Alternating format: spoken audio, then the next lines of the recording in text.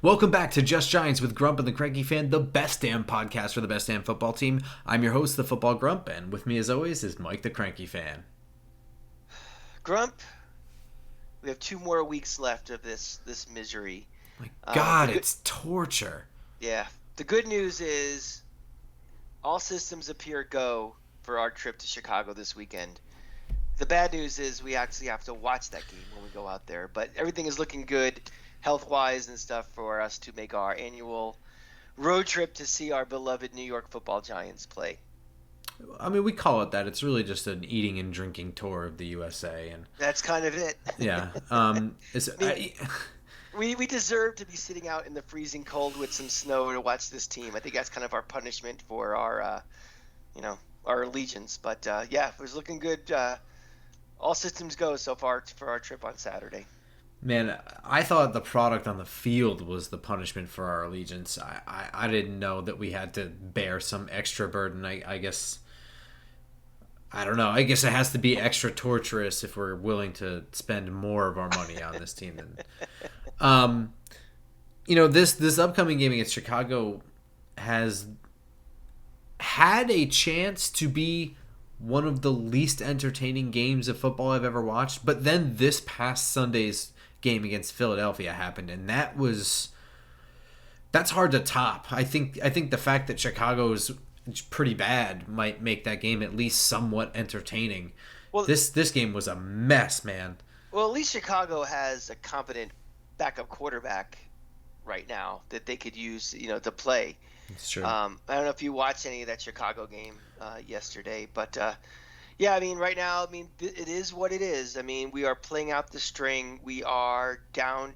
We've learned one thing yesterday from the Giants, and that's the one takeaway you can, looking forward, going ahead, is that we don't have a backup quarterback. That's it. It doesn't, any of you delusional people that thought that Fromm was the answer, or you couldn't wait to see him, and all of a sudden he would, give spark and life to this offense. Everything that I exactly predicted would happen happened. The guy was not prepared to be out there. It's not his fault. He's not an NFL quarterback. Hasn't been with this team very long. He is playing the position, and he was unprepared, and it just showed. And that's what happens when people always say, "What's the worst that can happen?" That's the worst that can happen, and it could get even worse if you have somebody behind him. So quarterback is not a position where it's next man up. There's a reason why there's starters, there's a reason why there's backups, and there's a reason why there's third string scout guys. And you saw we have a backup quarterback who is not very good anymore, who shouldn't be in the NFL, and you saw a third string guy who doing basically what a third string quarterback does. That's my takeaway from the game. Everything else doesn't matter. It's a team playing out the string, making business decisions because they know the season's almost over, and I just want just get this season over with so we can start rebuilding this roster. Yeah, I mean, the only real notable things were that Lorenzo Carter got his third sack in 2 weeks. It was also a forced fumble. He had a pretty decent game, and Matt Parrott tore his ACL. I mean, that's pretty significant news. We can pretty much count him out for next year as far as I'm concerned. Bigger guy on knees. It's not the same. That's not the Adrian Petersons of the world are not, pushing 400 pounds. So you can pretty much count Matt Parrott out for next year as well. As far as the quarterbacks go, I mean, you nailed it. Fromm is just pathetic. You can see the limit to the playbook that he has when you look at the plays that we ran. And you can see the lack of practice with the timing of even running plays. You can also see the limit to his ability with the attempts to throw downfield. I mean, he threw an absolute lollipop that was essentially just straight to Darius Slay, who, I don't know, I guess he decided to spike it instead of catch it. I'm not sure what that was. And Grump, I get it with this fan base. I am just as frustrated. Oh, no, me too. I get it. But, you know something? There are no one-fix solutions to this team right now. There are so many different problems. And it wasn't, well, fire Jason Garrett and now get the offense going. It's not bring in Jake Fromm because I've never seen him before, and it's something different. This offense has to be completely rebuilt from the top down, from the coaching staff through the players, and that's it. And you can't you can't just look for scapegoats and blame them and that's it. I mean, now everybody's blaming Joe Judge because the offense was so bad yesterday. I mean, give me a break, guys. I mean, come on. Look who's playing. Look, we talk about Parrott being he's out for the year. We're down to our third string right tackle. We're down to backup center, backup right guard, third string quarterback. He can barely get any of our receivers healthy. Saquon, he's probably still hurt the way he's playing. I mean, be realistic. It's not just the coach's fault, and it's not, well, we should coach him up. That's not the way it works in the NFL. It's based on talent, and you don't have the talent playing on the field. That's what you're going to get. I mean, it sucks. None of us want to be in this position, but we are, and it's just the way it is until this roster gets rebuilt. Yeah, so Glennon came in and he plays like a shitty backup. So I went and I tried to find just how comparable I could make this to where the statuses of our backups right here. And the best comparisons I could find in last year is that Mike Glennon finished 17 of 27 for 93 yards with 1 touchdown and 1 interception, which was fairly comparable for half a game to Ben DiNucci in the one game that he started for the Cowboys last year when Andy Dalton had a concussion after the foot injury to Dak Prescott. Ben DiNucci went 21 of 40. Remember, he played the full game for 180 yards, so that's double, and 2 fumbles. Yeah, I was actually in Dallas that week watching that game because we were there for the World Series. And I remember sitting at a bar, and basically all the Cowboy fans just left. They just were like, I don't even want to watch this garbage anymore. So yeah, that's that's because he played like a third string quarterback, which is what our second string quarterback played like. Now to assess Jake Fromm, the best I could do for 2020 was comparing him to Kendall Hinton, who, if you don't remember, is the practice squad. Or no, I don't think he was practice squad, but he was the undrafted free agent wide receiver picked up by the Denver Broncos, who had to play quarterback. Yeah. Because of the COVID violation of protocol in the quarterback room. He went 1 for 9 for 13 yards and 2 interceptions. Jake Fromm went 6 for 17 for 25 yards and 1 interception. Yeah, so I mean, fairly comparable right there. You'd rather have Jake from State Farm being your quarterback instead of Jake Fromm. He was that bad. I mean, It was really – but you know something? That's what I expected, and I try to tell you people. You know, wait. So to further your point about where we're going to get with rebuilding the roster, we got news today, right? We got some reported leak that Mara is decided to stick with, or hasn't decided. I mean, the plan is that Mara is sticking with Daniel Jones and Joe Judge through next year. So that's the news that we've already gotten. Now, in the past, we've already heard that we've already had it leak that Dave Gettleman is reportedly out at the end of the year, which we assumed for a very long time, but we heard that leak for the first time from people with check marks and that sort of thing. So as it stands with rebuilding the team, I mean, we now have some pretty serious news. We have a GM spot that's reportedly going to be vacant, but we don't have vacancies at coach or quarterback.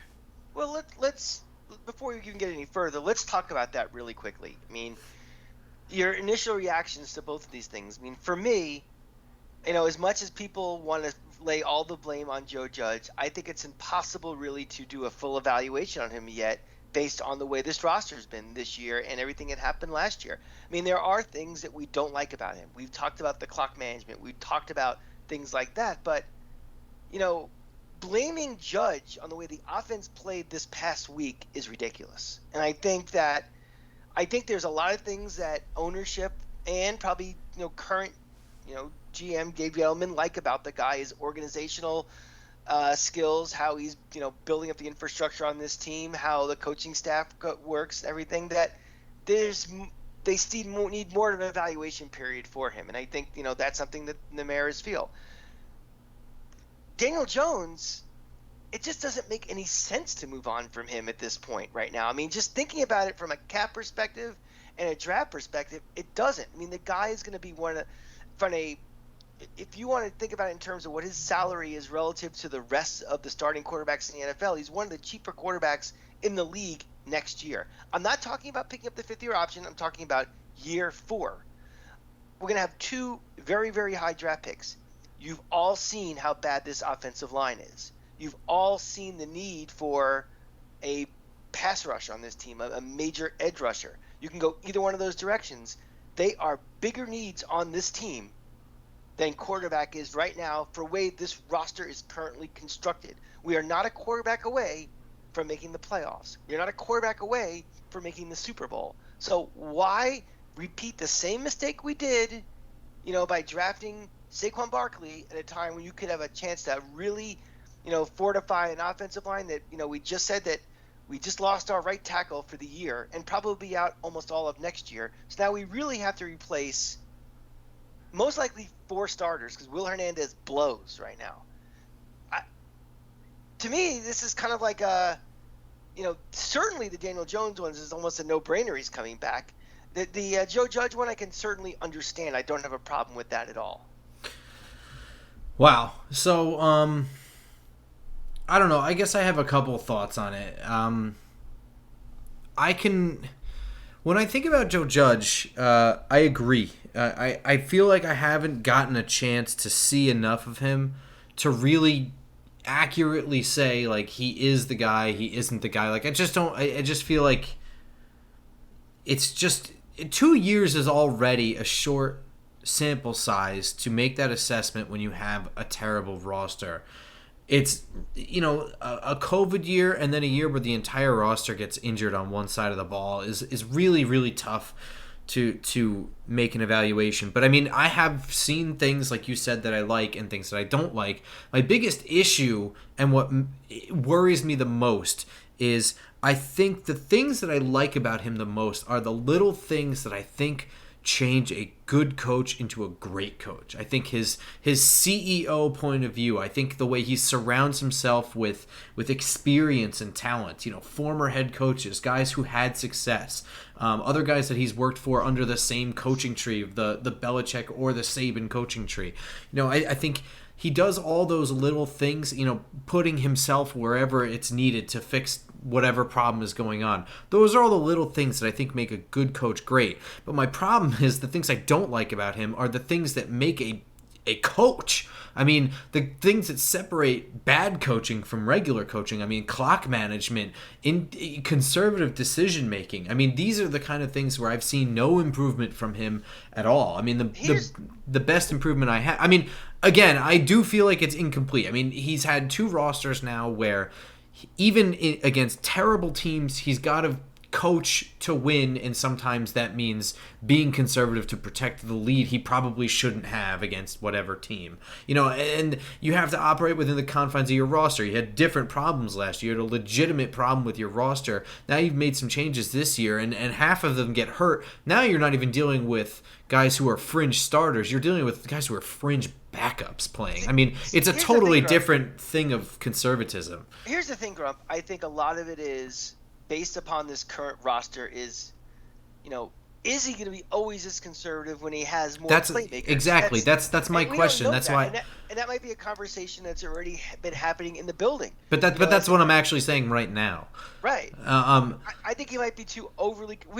My biggest complaint all year has been the conservatism and how this team doesn't play like a modern NFL team. Is he that way because he understands the limitations of his quarterback and the backup quarterbacks and the offensive line, and every week there's 2 and 3 playmakers out and worrying about the defense, and it's just like our best chance to win is to do this, to be ultra conservative?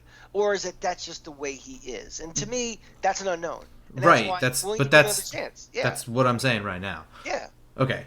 So yeah, that's kind of my takeaway on Judge. I can understand. I can get bringing him back. Like I said, he's had 2 shitty years now. He's had to deal with things that are not the norm.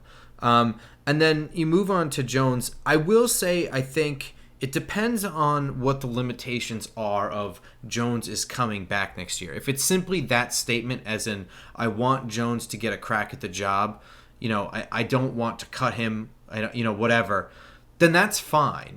He certainly deserves that. But if it's being delivered that its quarterback is off the market this offseason, I think that's bullshit. I mean, I'm not one of these people putting cut-ups of Kenny Pickett and Malik Willis and guys from this quarterback class that I don't really like Matt Corral, guys that have some level of traits. Maybe they'll float around the league for a little bit. I don't love any of those guys, but I'm also not a scout. I haven't went around the country, met these kids, watched them grow over the last couple of years, talked to their coaches, their families.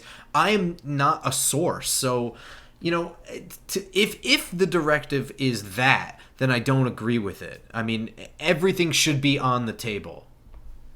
Yeah, to me, I'm going to fall back to is whatever you think of Daniel Jones. If you think if you don't like him, you don't like him from the day they drafted him. You just want to move on from him for whatever. We haven't seen enough of him either because of him personally or the cast of characters around him.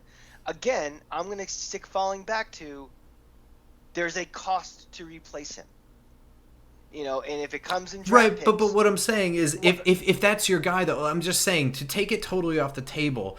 If the scout comes to the room with some information on Kenny Pickett and they're just like, he is the guy. I mean, he's gonna be Dan Marino, and then the whole room of scouts go to Mara and they're like, I know what you said about Jones, but we really think that Kenny Pickett's the guy. Forget Daniel Jones. It's not even about replacing him. It's about this is a guy that we should have.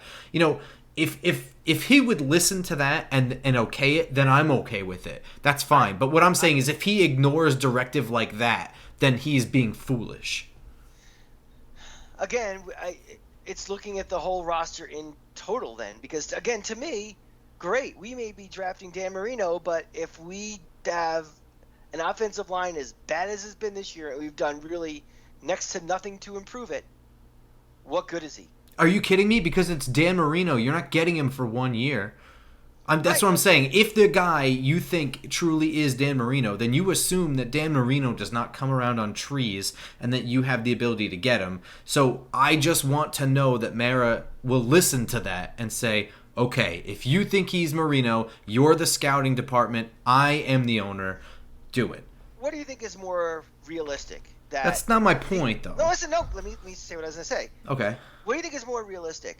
That these stories we're hearing being floated out in the media, or what's really going on behind the scenes, or conversations that are really going on behind the scenes? Why would they kind of like show their hand this early in the process? You know what I mean? It doesn't seem logical that any organization would do that. Any owner would do that.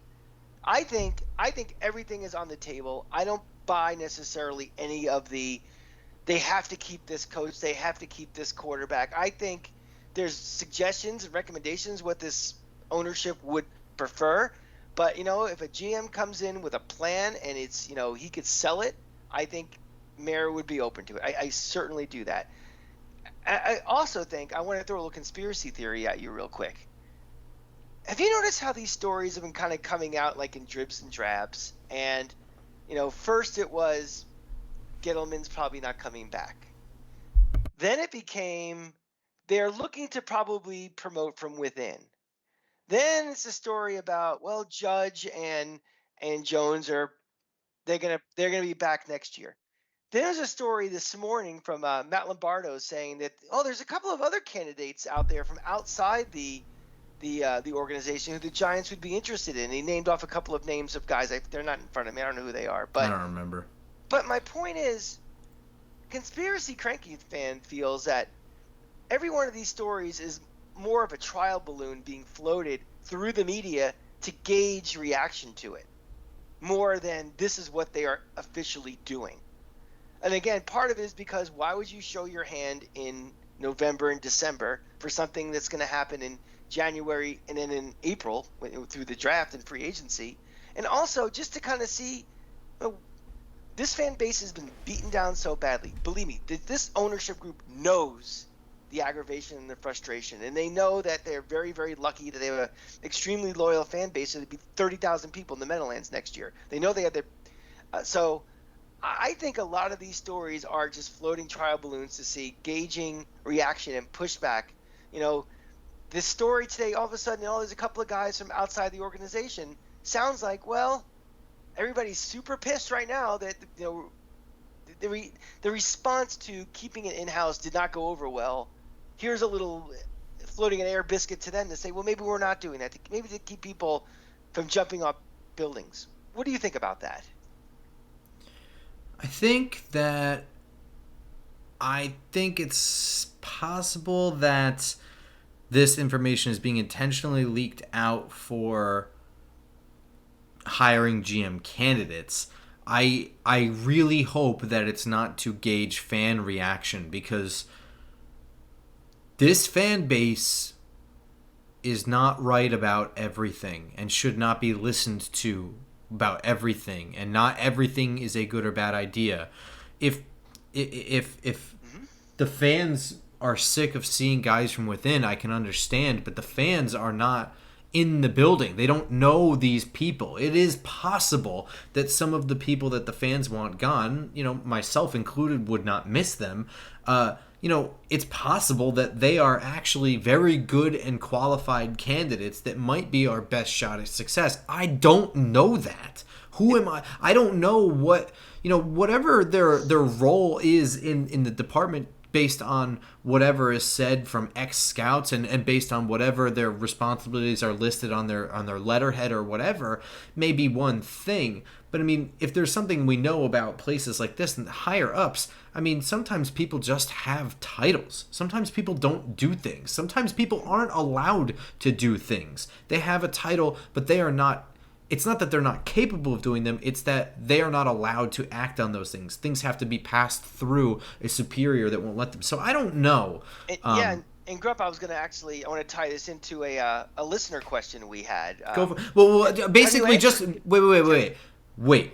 But just to end that, I really hope that ownership is not listening to the fans to gauge the they need to. They're the ones in charge, man. I know that it's not their job to be with sleeves rolled up doing the work, but it's their job to know that stuff and to hire the right people and to trust them. The public are not those people at all. They don't know much of anything. It'd also be judging not necessarily just the fans, but maybe just how the league looks at the Giants, because there's a perception about the Giants that comes from the different organizations, the media, their peers within the league and stuff. So that might be kind of trying to I don't know. That doesn't make me feel much better, to be honest. It doesn't. I'm not saying it's right or wrong. I have a feeling these stories it just seems like there's a steady drumbeat of stories that are. I agree with that. I like I said, I hope that's to inform candidates, maybe. Yeah, I don't know. You think candidates are hearing this information in the news, or you think they're getting it from? I think this is a very tight-knit fraternity. Is it possible that it's going out to their agents, and their agents are the ones slipping the story? I mean, the Giants being the ones knowing that it's being slipped, or maybe even telling the agent they're allowed to slip the story to it or something. I mean, that's possible, right? Yeah, sure, absolutely. All right, well then there you go. Yeah. So what were you saying about a question? Yeah, we got a question from Bruce. Okay. Part of our 124 crew actually had a question. Assuming Gettleman retires and Judge and Jones return, who should the Giants look to be? Who should the Giants look to be their new GM? Promote from within, like a guy like Ken Abrams, or hire from the outside from a team that drafts well, like the Colts, Chiefs, Steelers, Packers, etc. And then part two to that is, would someone from the outside take a job with the Giants if they can't hire a coach and quarterback? Why don't you go first? That's a lot. That's a lot. So the first part of the question would be, what would I do? Would I coach? Would I promote from inside or the outside? I think a little bit it's like what you just kind of said, that I don't really know what everybody does inside the building right now, so I don't have a real gauge of is there an heir apparent coming up that Gettleman grooms somebody, and if he does, it would be groomed in the same way that Gettleman was. I don't know.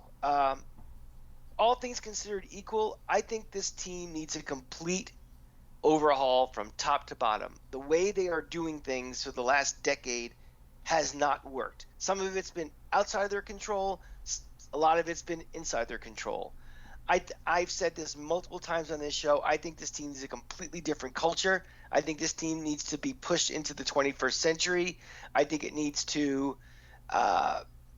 be more of a modern team when it comes to offense and trying to score points and outscoring a team, as opposed to the ground and pound lunch pail Giants that this team loves to cloak itself in as an image and, kind of the way they play games. So if it was me personally, I think you need to bring in someone from the outside to completely, reevaluate everything and do something different, something that is more in line with the league is. The second part of it is, would somebody from the outside take the job if they can't hire the coach and quarterback? I think a big thing that people are kind of missing on this is that the only thing we've heard through some of these rumors and leaked stories is Judge and Jones will be back next year in 2022. We haven't heard a word about they will never be able to fire Joe Judge. They will be forced to keep Daniel Jones for 2022, pick up the fifth-year option, re-sign him after that. That's the way it is for the end of time.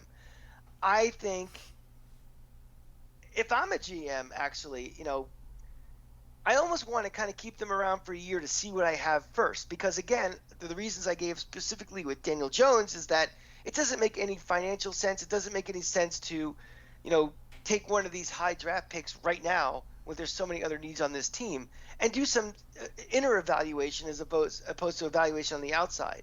Just because a GM is coming in, they're evaluating the entire roster. They're evaluating the entire infrastructure of this team, scouting department, the way they evaluate, the way they draft, the way they evaluate free agents, the way they evaluate their coaches, everything, top to the bottom. Joe Judge, I think, like I said before, jury's out, and a lot of it's been beyond of his control. GM comes in and see what he has with him, and if he doesn't like it, you go to ownership and say, look, I've worked with the guy for a year. He's been here 3 years. I don't like the way it works. And that's your job as GM, is to convince ownership that you're making a change. If you can't make that convincing, well, then we have bigger problems with culture of this team. And same with Daniel Jones. And even if that means picking up the fifth-year option because you have to, it's only for 2 years. And you can always draft a guy next year and have that 1 year transitioning another guy in. So I don't think it makes that much of a difference for a GM coming in, especially a guy who's not a GM before. They're looking for their first job in the NFL as a GM. All of a sudden, they're going to be like, well, I'm not taking this job because I can't, my hands are tied a little bit for a 1 year potential. I don't think it makes that much of a difference personally. That was a really complete and really good answer. I'm going to work backwards from there so we stay on the same path here. Would someone from the outside even take the job if they can't change the coach and QB?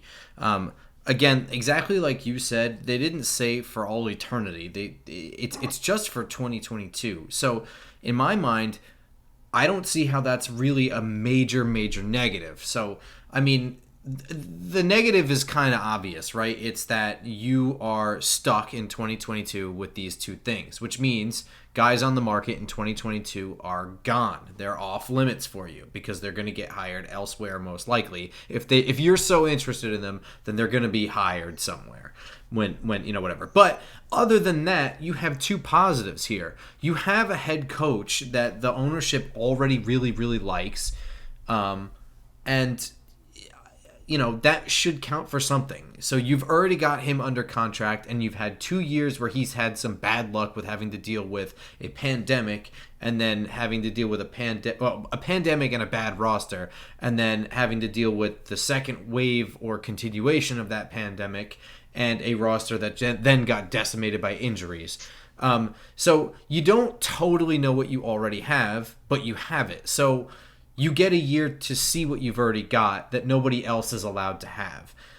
But if he does suck, it's almost like you get a free pass on the year. I mean, it was stipulated into your contract that you're not changing these two things for 2022. Is almost like saying you're not allowed to do your job to its fullest for 1 full year. Now, it would be in your best interest as a person doing an interview to say, that's fine, but if 2022 is a mess, I don't want to hear it. Because I'm inheriting a cap that I can only do so much with. I'm inheriting a roster I can only do so much with. And now you're telling me I'm stuck with these two things.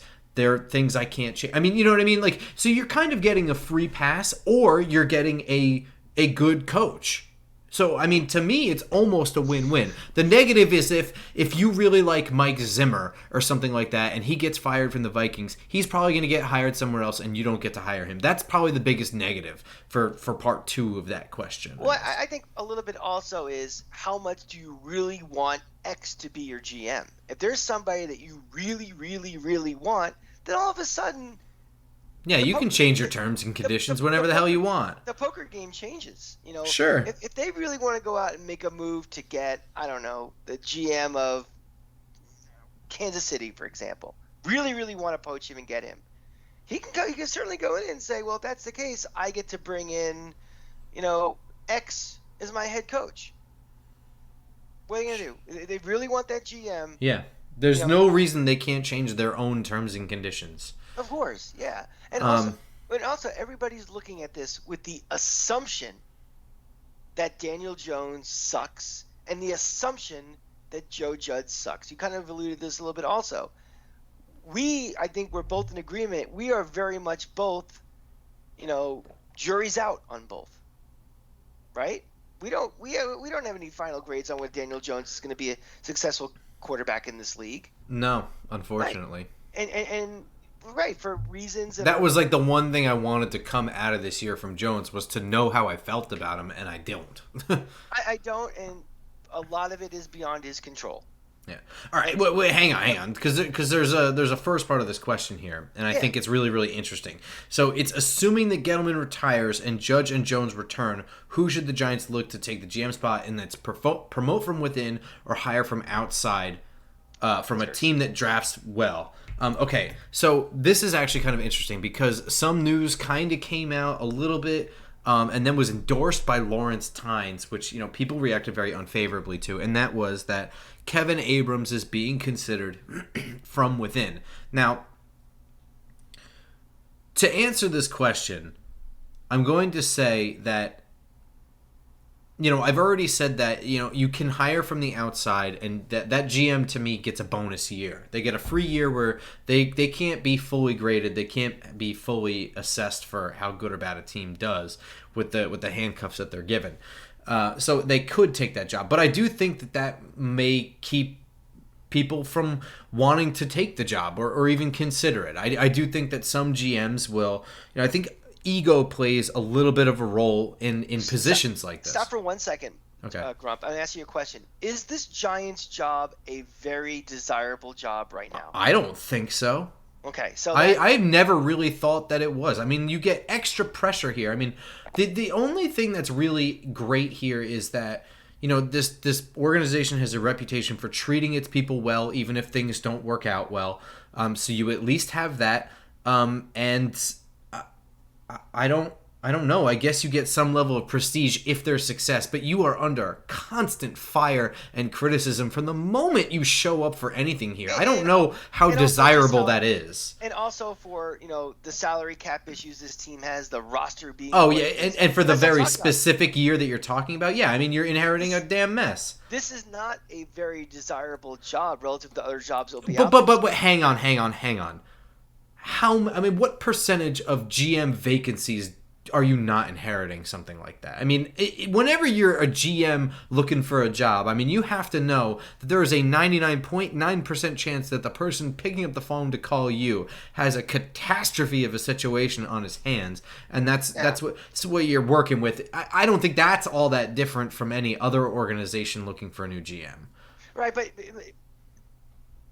Yeah, it's a little different, but yeah, we know what the issues are. Again, with the cap and all these different things we have, you know, there's a major question mark at quarterback. There's major rebuilding in the offense. There's a lot of work to be done. My question was, is this one of the more desirable jobs out there right now? I can't imagine that it is. So that's the point of, you know, I don't know if we can even attract the elite candidates out there for this job. That's my only point. So you keep going. So here's my real thought here. And my answer to this question is I would promote from within in this situation. If you're going to keep Joe Judge and Daniel Jones, and I think that this is already kind of the plan. The inside track for the job is Kevin Abrams. You're going to retire. You're going to Dave Gettleman is going to retire or he'll be released or whatever official word is out, right? You bring in guys who are interested in the job and you tell them, look, we'd really like to keep the coach here. We want to give him another year. If you're interested, I'm interested in hearing what you have to say. And if nobody wows you, maybe the better thing to do is promote somebody like Kevin Abrams, who most people want gone anyway. And he is your one more year leash that Dave Gettleman would get if he, if you could attach him to the end of Joe Judge's evaluation of after 3 years of Judge, if you could have pushed Gettleman one more year, maybe you would. Maybe he actually does want to retire. Maybe he doesn't even want to be here after that. But maybe is Kevin Abrams that 1 year extension where it's like, you've got this 1 year. If Judge turns it around and you've done a pretty good job, we'll keep you going. But we're axing everybody all at once. So that my concern about that, if you're like basically on a 1 year contract type of thing, is are you making moves just to kind of save your own ass for 1 year, or are you making moves that are in the best interest for the long term sustainability and viability of the team? That would be concerning me a little bit. I mean, that would be concerning me as well. I think you've already kind of got that with the head coach anyway. And it's not like you have a whole lot of money. I mean, the worst thing they could do would be to trade first-round picks for Russell Wilson, right? I mean, yeah. It's not like they have a whole lot of stuff to swing around, to entice, these home run moves. I mean, I don't know what you'd have to cut the major contracts they just gave out as home run moves. The tough thing really is to kind of identify what would be considered success in 1 year, other than just win-loss record. Like, what could you see in only 1 year's amount of time to say this is? Well, that's what I'm saying. So what I'm saying is perhaps what you said earlier is that Dave Gettleman perhaps has been grooming Kevin Abrams for the last 4 years, or how long has it been? Has it been it's for the last 4 years now. And Kevin Abrams is now getting a 1 year extension. Maybe Kevin Abrams has been mostly running the show. I mean, we don't know, right? Do we? He just came out on a press conference this year with Dave Gettleman by his side. It was the first time we'd ever really seen this friggin' guy, right? I mean, I don't remember any other press conferences with Kevin Abrams before. So maybe he's been running the show, or maybe this year was the first year he ran the show as GM and he did the contracts for all these guys, and maybe he was more involved in the draft or something like that. And now this is his shot. And really, he's not being graded on just 1 year. Maybe this is his year in full control, but maybe he's actually being graded on multiple years. I mean, it's interesting. I haven't thought of something like this. I just, again... Well, I mean, the question was asked to me today, so... Yeah, I mean, like, again, we don't like to judge everything based on just what the fans would think, but I think there'd be an enormous backlash if that was the plan. Why is that? Got out. I think if they're saying this is just an extension of Dave Gettleman, I think this fan base is like, enough of this fucking guy, and he was a failure. I want him out of here. Well, what if it's Dave Gettleman wasn't really even involved in 2020? That was Kevin Abrams. He managed the trade down. Got Kadarius Toney. He signed Kenny Golladay, got the Leonard Williams extension done. That was actually all Kevin Abrams. Dave Gettleman was just kind of teaching him along the way. This is a 1 year extension from the 1 year that he's really been in control. I still think that the fans aren't. The fans right now are not rational. I mean, I think I agree with that, but maybe to less extent than what you were previously saying. They're going to say, right or wrong, we've been rebuilding now for a decade. And you're telling me now that we're just going to continue doing exactly what we were doing before? I think they maybe come out with some pitchforks, I think. I mean, it's certainly possible. But I mean, do you think that's even possible? Anything I said? I think it's probable.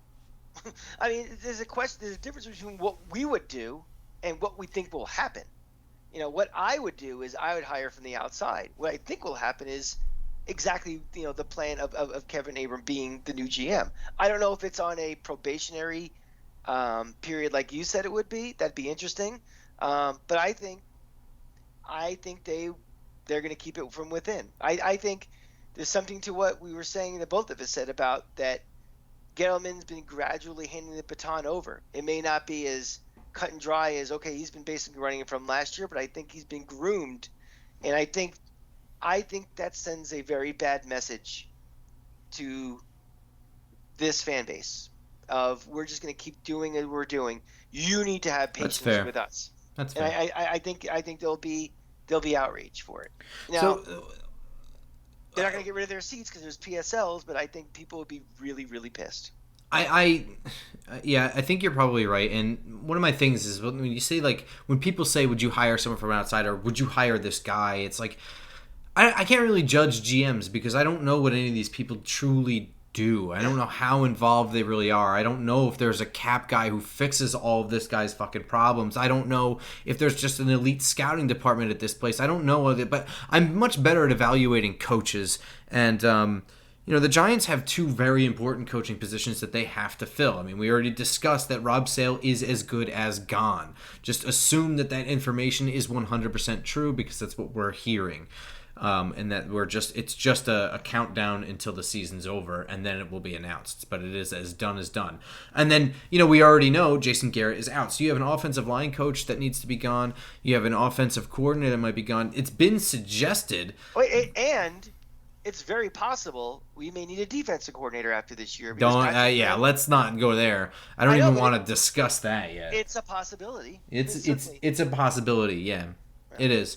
But I'm going to assume that that's not happening just yet, and people have made the link to Dan Mullen, and I know we've kind of already discussed it, but maybe that's getting a little bit louder now, and especially since Rob Sale is joining the Florida staff, so we've swapped. Dan Mullen, very, very successful offensive coordinator, but I mean, would it work? I mean, would there be a match there? My answer is no. First of all, Dan Mullen is a head coach. He's been a head coach now for 15 years at the college level.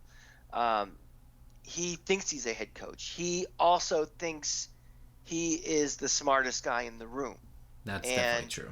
And that is a problem, especially now all of a sudden after 15 years going back and becoming, reporting up to another head coach where a lot of the decisions he makes will no longer be his decision.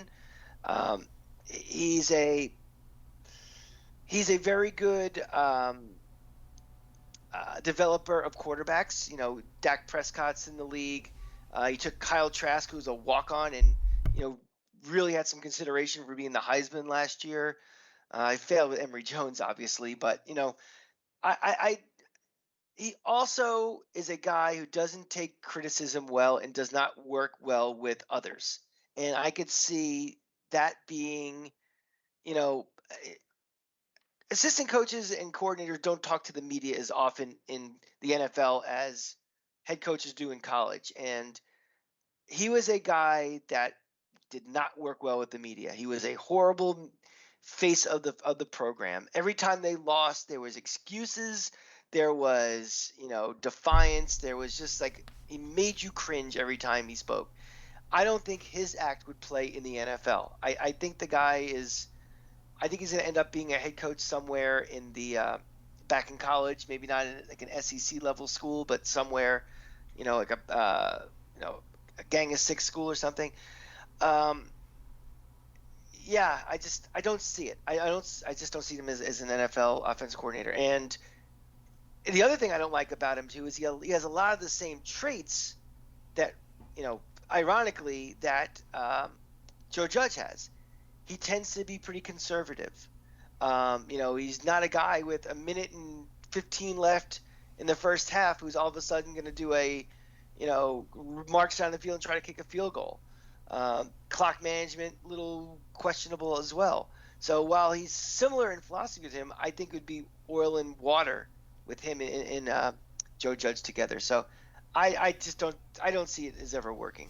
Yeah, it sucks because it's a successful offense. It's a good offense, but it sounds like not only would it not work in New York, it wouldn't work with Joe Judge flat out. So I don't even know how that interview would go. I mean, and it also sounds like even if he came here, it would be a one-stop shop.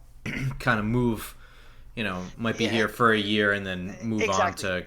to coaching This is Minnesota, Gophers or something. this is a guy that last year, after moderate success with the Gators, they were this close to making the playoff last year. It's hard to believe, but all of a sudden, through his agent, started floating interest in the NFL of interviews and things, which never were happening. So he's an opportunist. Like, I know he was at Mississippi State for 12 years, but as soon as he had the opportunity to go to Florida, he jumped. So all of a sudden, he was starting to make up these stories. Now, it might have been for leverage for a new contract at Florida, who knows? But it definitely was a bad look for him. And who's to say, if he's here 1 or 2 years, that he's not looking to become a head coach again? Because once you're a head coach, it's very hard to not think you're a head coach anymore. Yeah. Guys have failed.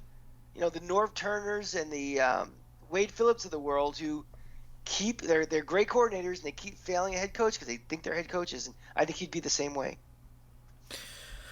Well, I mean, that's kind of going to be our work throughout the offseason, is to look at these GM guys, to look at these head coaching, offensive coordinators, O-line coaches, maybe even defensive coordinator guys, maybe even head coaches. I mean, like I said, this is just a leak source. It may not have any truth to it at all. So that's it for now. My best advice would be, don't take everything you're seeing as gospel.